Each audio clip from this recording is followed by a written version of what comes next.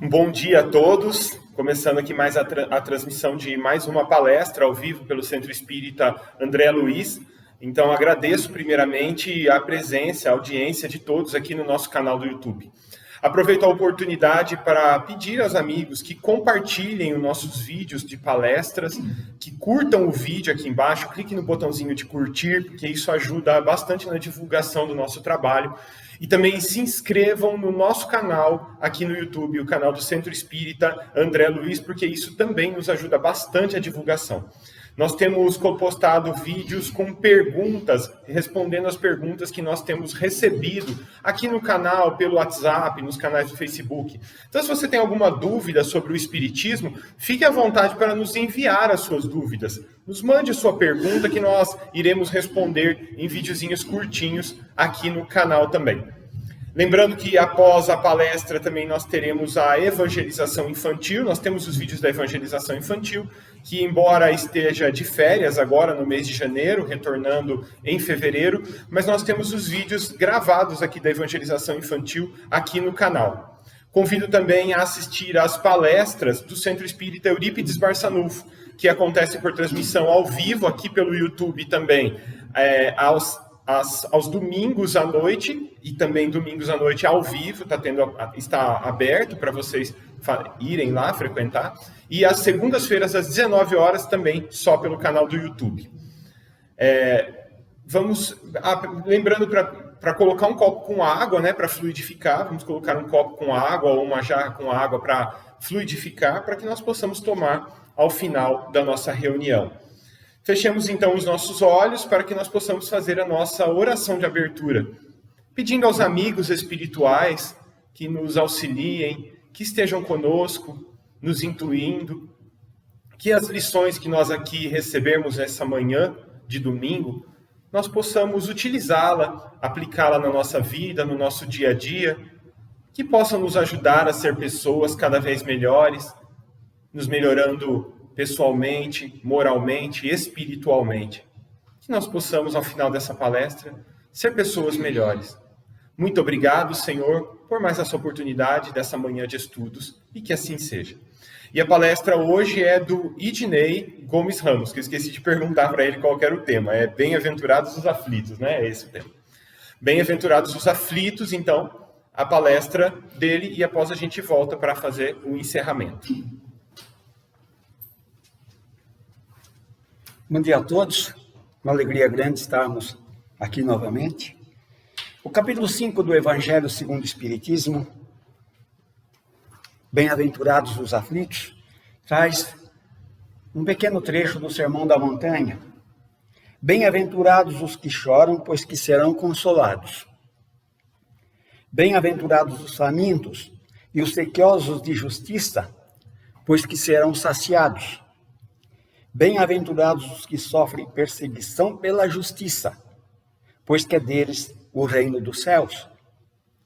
Bem-aventurados vós que sois pobres, porque vosso é o reino dos céus. Bem-aventurados vós que agora tendes fome, porque sereis saciados. Ditosos sois vós que agora chorais, porque rireis. Mas ai de vós ricos, que tendes no mundo a vossa consolação. Ai de vós que estáis saciados, porque tereis fome. Ai de vós que agora rides, porque sereis constrangidos a gemer e a chorar. Ao iniciar esta preleção, queremos dizer primeiro, isto para não deixar dúvidas, que Deus quer ver seus filhos todos felizes. A infelicidade, essa corre por nossa conta. Nós que a buscamos através dos nossos desacertos desta e de outras vidas passadas. O Evangelho segundo o Espiritismo, referindo-se às causas atuais das aflições, diz assim: todas as vezes que as decepções, as vicissitudes, as aflições da vida nos atingirem, interroguemos friamente nossa consciência e veremos que, na maioria das vezes, diante das situações difíceis que nos torturam, poderemos dizer: se eu tivesse agido de forma diferente, não estaria nesta situação que estou agora. Ou poderemos dizer também, se naquela ocasião eu soubesse o que sei agora. Portanto, a quem responsabilizar pelas aflições da vida, senão a nós mesmos? Já no Livro dos Espíritos, na questão 931, Allan Kardec pergunta assim: por que na sociedade as classes sofredoras são mais numerosas do que as classes felizes? E os espíritos respondem: nenhuma classe é perfeitamente feliz. Aquelas que pensamos felizes escondem frequentemente dolorosos pesares, porque o sofrimento está por toda parte. E continuam os espíritos: entretanto, as classes aqui chamais sofredoras são mais numerosas, porque a terra é um lugar de expiação. Quando nela o homem tiver feito a morada do bem, ela não será mais infeliz. E será esse planeta, então, um paraíso, concluem os espíritos. Voltando mais uma vez ao Evangelho, e falando ainda das aflições da vida, ali diz que até é comum ouvirmos exclamações como esta: não sou feliz. Ou ainda, a felicidade não foi feita para mim. Essas exclamações são feitas independentemente da classe social a que pertençam as pessoas. Isso vem comprovar a verdade daquela máxima do Eclesiastes, quando diz: a felicidade não é deste mundo. Nem a riqueza, nem o poder, e nem mesmo a beleza da juventude são condições essenciais para a felicidade, afirma o Evangelho. E acrescenta: mesmo essas três condições reunidas, ou seja, a riqueza, o poder e a juventude juntas, não significa que haja felicidade. Então, neste mundo, por melhor que estejamos, cada um de nós tem a sua parte de labor e de miséria. Cada um de nós tem a sua cota de sofrimentos e de decepções, de onde chegamos facilmente à conclusão de que a Terra é realmente um lugar de provas e de expiações. Assim, aqueles que apregoam por aí que a Terra é a única morada do homem e que somente aqui na Terra, em uma só existência, devemos alcançar o mais alto grau das felicidades, esses que assim falam enganam, iludem aqueles que os escutam, porque o nosso planeta não apresenta ainda as condições necessárias para a perfeita felicidade do homem. Então vem a pergunta: a Terra vai ser sempre assim? Quer dizer, a Terra será sempre um mundo de sofrimentos? É claro que não. Na medida que evoluímos, o nosso planeta também evolui. Assim, logo deixaremos de viver num mundo de provas e de expiações para vivermos num mundo de regeneração. Mas afinal, o que são provas e expiações? Dentro do contexto espírita, provas são sofrimentos, ou tentações, ou situações difíceis a que nos submetemos e que escolhemos livremente. Essa liberdade de escolha, nos dada ainda na espiritualidade, quando prepararmos para nascer, é porque nos mostramos desejosos de proceder melhor. Desejosos de reparar nossas faltas e desejosos também de demonstrar nossa firmeza diante das situações difíceis a que nos propusemos. Tudo isso visando o nosso progresso, a nossa elevação espiritual. Podemos também pedir uma vida de provas sem que sejamos culpados, para assim mais rapidamente evoluirmos. Agora, expiações são situações difíceis de vida, ou sofrimentos pelos quais passamos e que nos são impostos como corretivos. A expiação é sofrer o que fizemos os outros sofrerem. E devido aos graves erros praticados e também à falta de discernimento, não temos na expiação condições de escolha. Na expiação existe o que Carlos Toledo Rizzini chamou de a necessidade de reforma drástica e urgente. Diz o Evangelho que podemos considerar como expiações as aflições que provocam queixas, blasfêmias e a revolta contra Deus. Agora, o sofrimento resignado com paz no coração e fé em Deus pode também ser uma expiação, mas o indício mais forte é de que esse sofrimento foi solicitado voluntariamente. E isso se chama prova.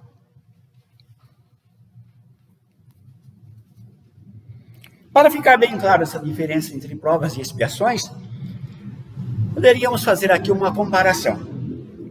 Uma pessoa adulta, consciente, quando necessário, busca a farmácia e de vontade própria toma a injeção dolorida, porque sabe que ali está o remédio que lhe fará bem. Isso seria a prova.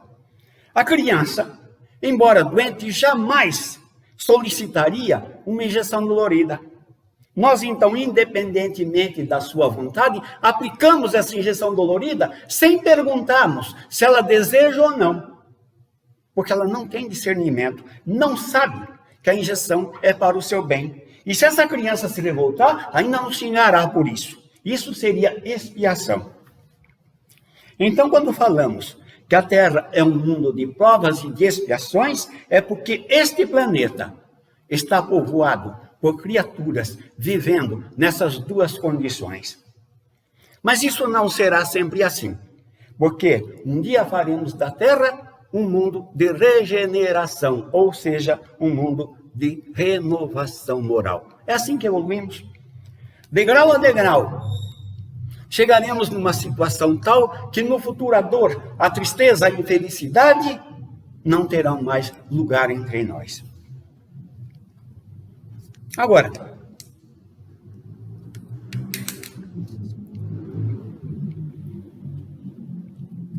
se a felicidade plena, se a felicidade total não existe ainda neste planeta, e se temos o nosso quinhão de sofrimentos, uma das coisas que mais infelicidade nos traz e, consequentemente, nos faz sofrer, isso, sem dúvida nenhuma, refere-se à morte.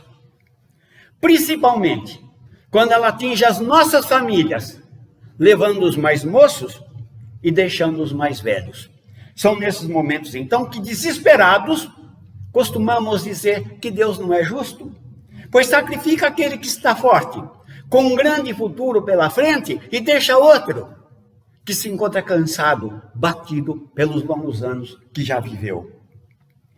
Diz o Evangelho segundo o Espiritismo que é preferível a morte aos 20 anos de idade do que os vergonhosos desvios morais que marcam toda uma família respeitável. Ou seja, é melhor a morte aos 20 anos de idade do que o mergulho sem volta no mundo do crime, do tráfico de drogas, dilacerando, arrebentando corações de pais e mães. Eu digo sinceramente para vocês, se um dos meus filhos se enveredasse pelo mundo do crime, do tráfico de drogas, eu preferia 1000 vezes que ele morresse antes disso e não contraísse essa pesadíssima dívida.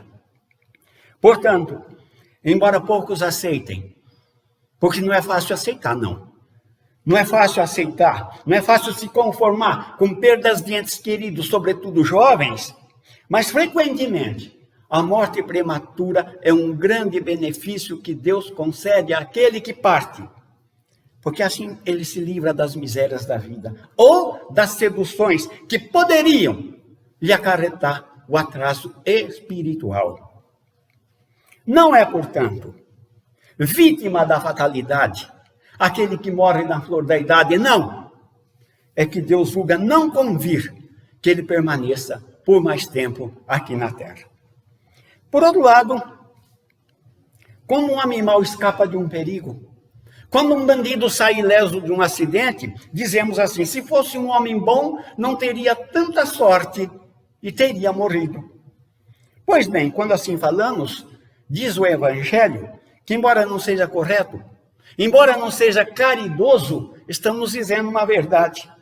Porque é comum Deus conceder a uma pessoa extremamente devedora uma prova mais longa aqui na terra.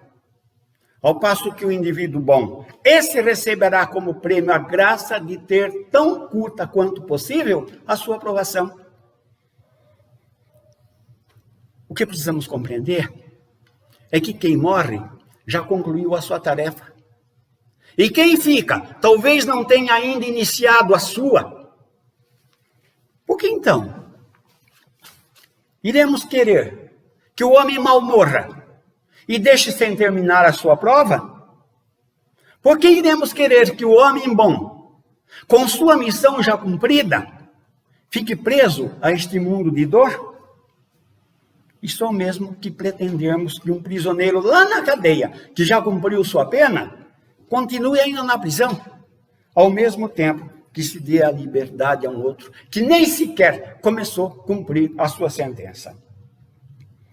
A verdade, meus amigos, é que às vezes, o que nos parece um mal, na realidade é um bem. Habituemo-nos então a não criticar, a não censurar o que não podemos compreender. E creiamos que Deus é justo em tudo aquilo que faz. Esforcemo-nos no sentido de nos elevarmos, porque só assim diminuirá para nós a importância da vida material. E então essa vida material será apenas um simples incidente no curso infinito da nossa existência espiritual. Aliás, a única existência realmente verdadeira. Portanto, sendo a vida espiritual eterna e a vida material passageira, vamos procurar seguir a orientação de Eurípides Barçanufo quando diz: não devemos usar mais a palavra morte, e sim desencarnação. E outra coisa ainda, nós precisamos deixar de ter medo da morte, nós precisamos deixar de ter medo de morrer, porque a verdade é que, com algumas exceções, mas quase todos nós temos medo da morte, sim. Em grau maior ou menor, mas temos. Eu vou confessar a vocês que tenho medo da morte, sim. E não tenho vergonha de dizer isso, porque até o Chico Xavier teve medo. No avião que ele viajava, ele começou a gritar quando enfrentaram turbulência. E Emmanuel precisou adverti-lo: Chico, morra com educação. No Centro Espírita, em trabalhos mediúnicos, conversamos com espíritos, através dos médiuns, claro.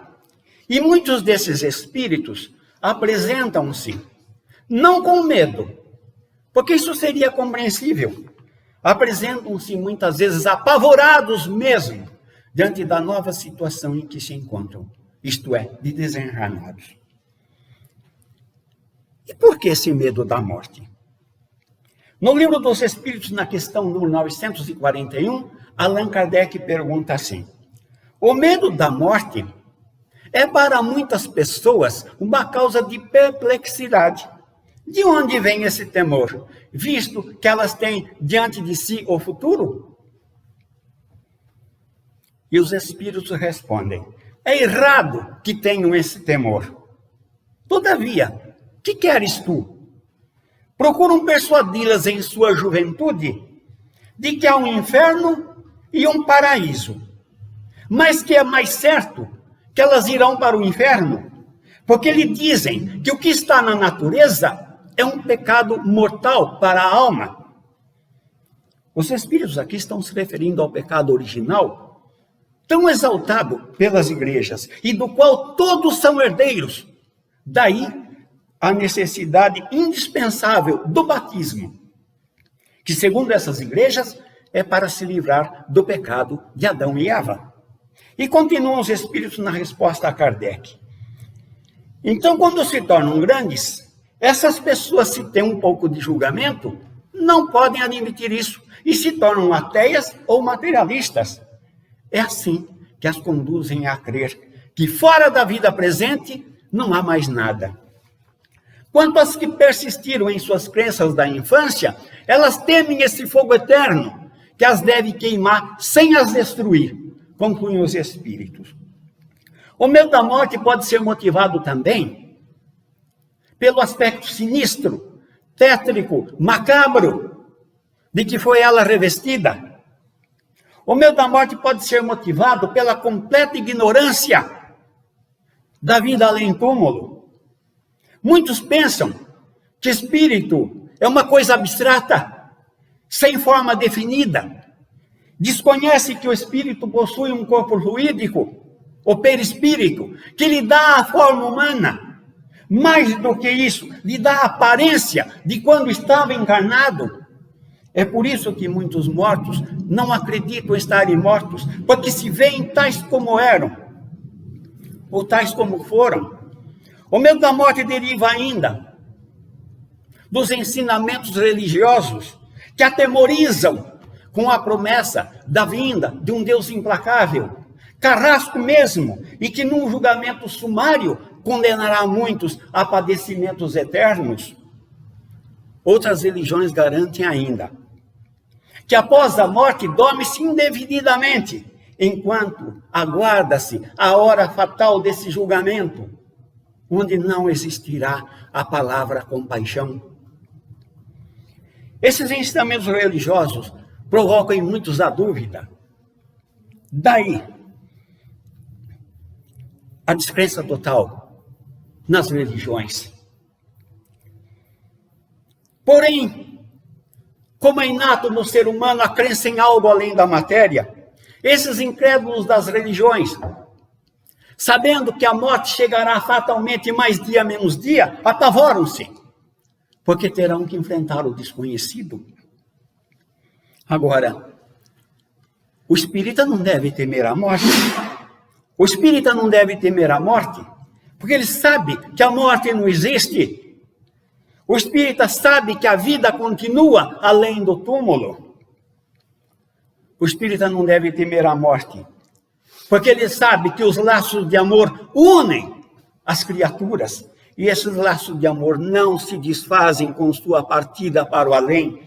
Aqueles a quem ama e que partiram antes dele o esperam ávidos por abraçá-lo, e aqueles que ficaram mais tarde também a ele irão se reunir. O espírita não deve temer a morte, porque ao final da sua jornada aqui na Terra, o plano espiritual que o espera não lhe é desconhecido. Ele já conhecia através de relatos minuciosos, de testemunhas oculares que lá estão. O espírita não deve temer a morte, porque aquele inferno de padecimentos eternos, que tanto apavoram as criaturas, ele sabe que não existe. Deus, todo amor, bondade e justiça, permite aos seus filhos tantas oportunidades quantas forem necessárias para refazerem os erros cometidos. Mesmo que isso seja muitas vezes às custas de grandes sofrimentos, porque todos evoluem, todos se elevam. A lei do progresso estabelecida pelo Pai foi feita para todos, sem exceção nenhuma. Em São Lucas capítulo 9, Jesus diz ao jovem que desejava enterrar o pai que havia morrido: deixa aos mortos o cuidado de enterrar seus mortos. A vida na carne é transitória, passageira. A vida na carne é passageira, e a verdadeira vida é a vida espiritual. O corpo não passa de simples vestimenta grosseira, que temporariamente reveste o espírito eterno e imortal. A vida na carne é uma espécie de morte, se comparada ao esplendor da vida espiritual. É isso o que Jesus quis ensinar para aquele jovem.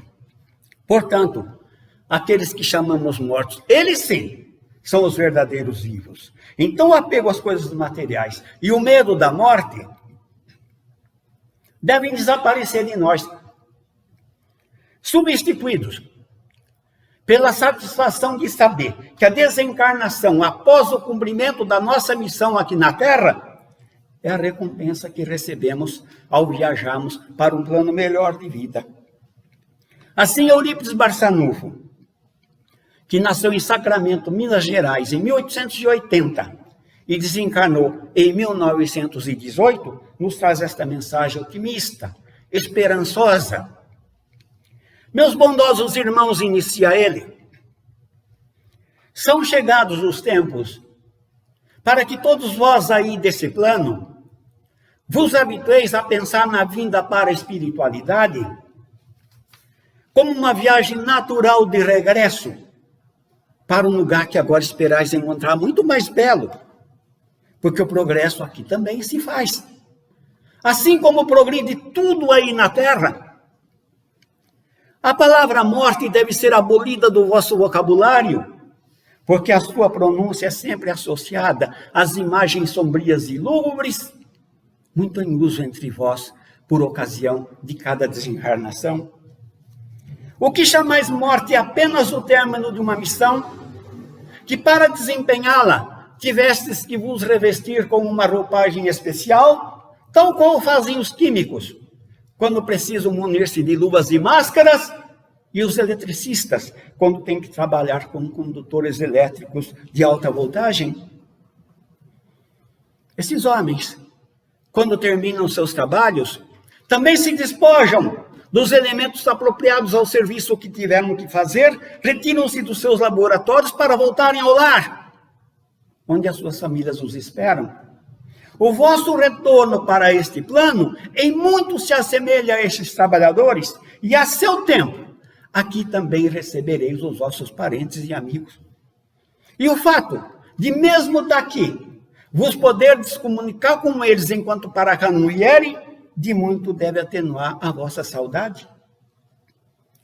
Todos vós que me ouvis, e que tendes por isso mesmo uma noção mais aproximada da mudança que se opera, quer no veículo do vosso espírito, quer no meio em que passais a vos mover e a desempenhar uma nova missão, ensinai também esses conhecimentos, porque assim fazendo, concorrereis sobremodo para mais rapidamente aproximar as criaturas do nosso Pai Celestial.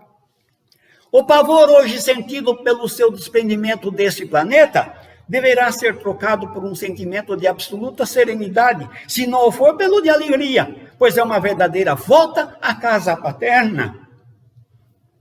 De mais a mais, continua Eurípides, de mais a mais, normalmente tudo o que é mais belo para as pessoas, cuja linha de evolução já lhes permite procurar as coisas sublimes da sua existência. Tudo aquilo que aí é tão bonito, não existiria se antes não fosse criado aqui.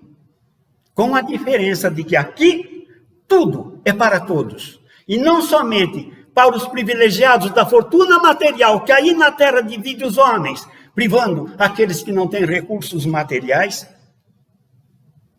Quando aqui chegardes, podereis verificar que os mais belos jardins daí são apenas uma expressão apagada diante daqueles que aqui vereis, assim como em tudo criado grandioso e belo no vosso planeta. Aqui o simples desejo expresso pelo vosso pensamento vos conduzirá a toda parte, e quando tiverdes desfrutado de todas as belezas celestiais, procurareis então os templos do saber. Ali podereis assistir às aulas e os ensinamentos do mais elevado grau em todos os ramos da ciência humana e outros ainda completamente desconhecidos aí, onde só chegarão no tempo apropriado, levado por espíritos que daqui partirão especialmente para esse fim. É por isso tudo que constantemente vos incitamos a permanecerdes aí. Calmos e tranquilos, seja diante do que for, pois a vossa existência nesse planeta é apenas uma passagem transitória. Mesmo assim, muito ajudada por nós todos daqui, sempre que a vossa serenidade vos permite receber o nosso auxílio. Ide, portanto, conclui Eurípides, ide, portanto, e dizei a todos que do outro lado da vida no além-túmulo há muitos motivos de alegria. Falai também para que nada receiem, muito pelo contrário, que realizem aí sua obra com a máxima perfeição, para que logo, ao chegarem aqui, possam receber farta recompensa, em vez de serem obrigados a voltarem aí, a fim de refazerem o trabalho ou completá-lo.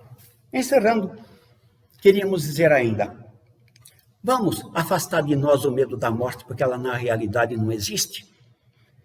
Existe, isto sim, uma transferência de atividades de um para outro plano, onde o veículo aqui usado, ou seja, a carne, não terá mais valia, por ser inadequado ao novo meio em que o espírito passará a trabalhar.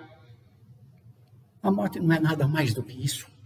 Então, que a fé em Deus e a certeza da felicidade na vida espiritual possam ficar conosco. Muito obrigado.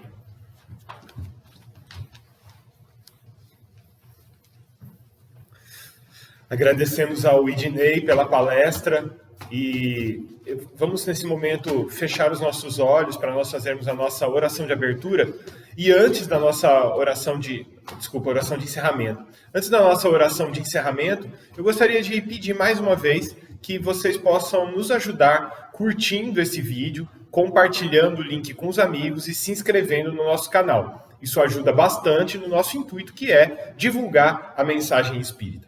Fechemos então os nossos olhos para que nós possamos agradecer ao Pai por mais esta manhã, por mais esse dia de domingo, por mais essa semana que terminou, pela semana que se inicia, que nós possamos andar ao lado dos nossos amigos espirituais, dos protetores, que eles possam sempre nos intuir no caminho do bem, que possam nos ajudar, nos livrar do mal.